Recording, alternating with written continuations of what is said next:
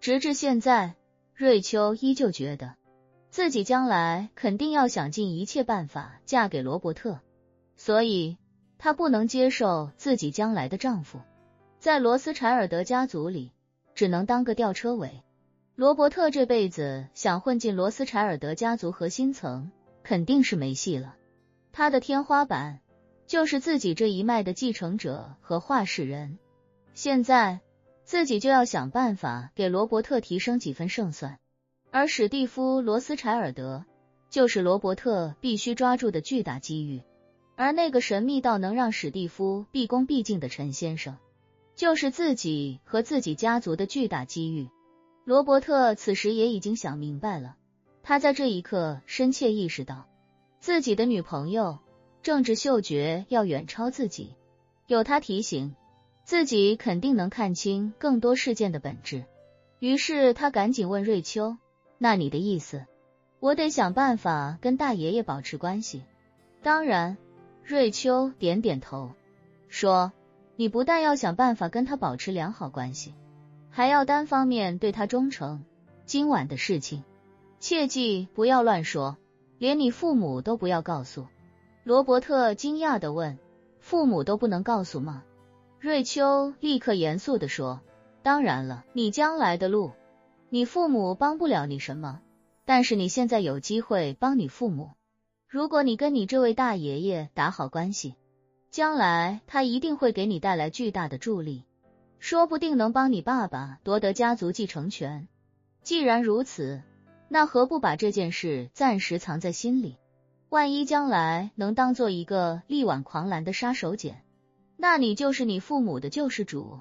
罗伯特不是傻子，自然立刻就明白这个核心逻辑，无论在哪里混，都是混个地位和资源。皇亲国戚如此，家族企业如此，即便在大学里也都是如此。谁有资源，谁就能在斯坦福这种学校混得风生水起，没等毕业就能得到各大投行的青睐，甚至随便用 AI 搞一份商业计划书都能融到大量资金。没资源的那些，就算是盯着斯坦福的光环，出去也还是给别人打工，而且一年几十万美金就已经是天花板了。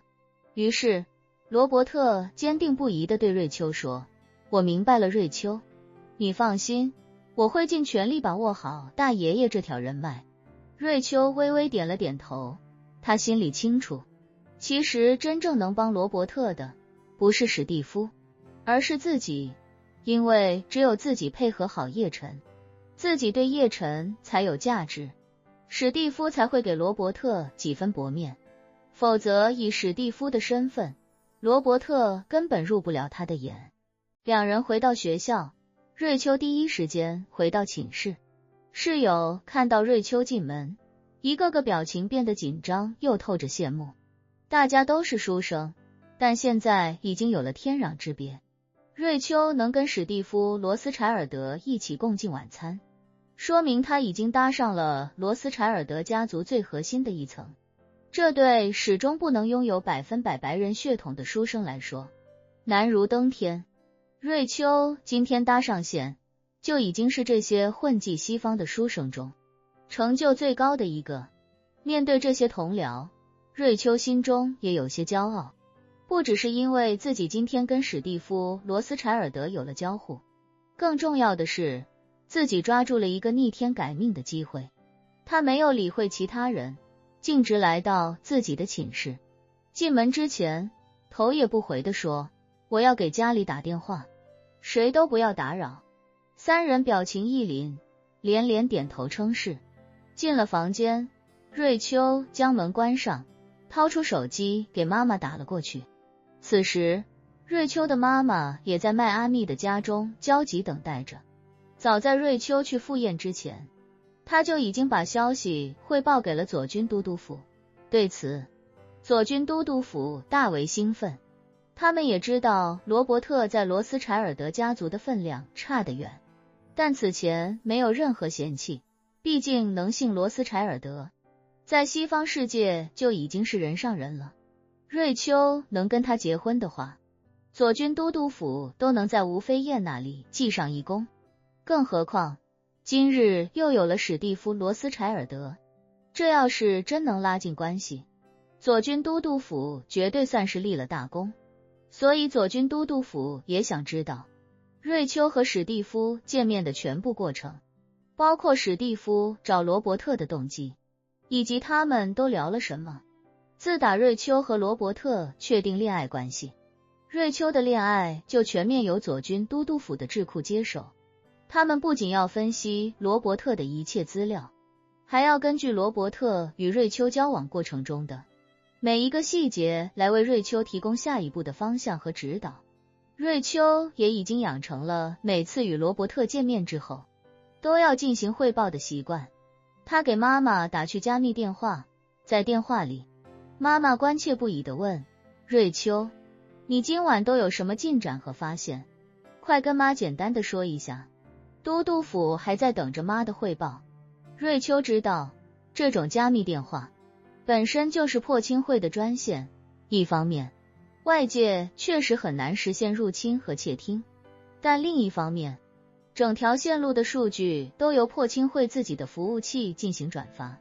所有的通话信息他们都一清二楚，甚至这通电话，左军都督府很可能都在同步监听。于是瑞秋调整了一下呼吸，语气有些激动地说，妈，那个史蒂夫·罗斯柴尔德这次要见罗伯特，是有意栽培他，将来有可能帮他当上这一脉的继承人，然后加强与核心家族的合作。是吗？瑞秋的妈妈顿时也激动起来，这等于未来女婿被太子爷看上，要发展成自己的嫡系力量，没什么比这更好的事了。他兴奋地说道，那可真是太好了，将来罗伯特的前途不可限量，你可一定要全力以赴，维系好你们的恋爱关系。瑞秋赶紧表态，妈，你放心，我一定会的。哦，对了妈，我这次听他们聊天，还听到了一个小道消息。妈妈立刻追问，什么小道消息？对英主他老人家有好处吗？破清会的人虽然绝大部分都没见过英主，甚至不知道英主叫什么，但是他们从上到下的灌输还是做得非常到位，所有人开口闭口都是为英主服务，所以这件事对破清会有没有帮助，就要说成为英主有没有好处。瑞秋解释道，史蒂夫说，他们计划让霍尔木兹海峡的战事再紧张一些，借此来进一步推高国际油价，打算逢高出货赚上一笔。我想以他们的体量，这种操盘应该是很稳的，说不定国际油价很快就要创新高，到时候一旦他们逢高出货，油价就会迅速回落。英主他老人家在北美有不少页岩油产业，如果抓住这个机会，应该能多创造一些利润。